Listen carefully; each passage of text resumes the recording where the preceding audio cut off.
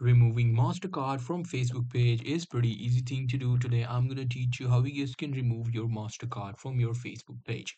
Well, the process is pretty simple. In order to do that, you simply have to log into your Facebook page, and on the left bar you will see these options.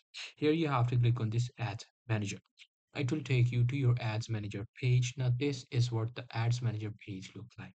We usually put our payment methods on the Ads Manager just because we want to do paid ads. You want to run paid ads, so these are the stuff you usually put the payment methods on this thing.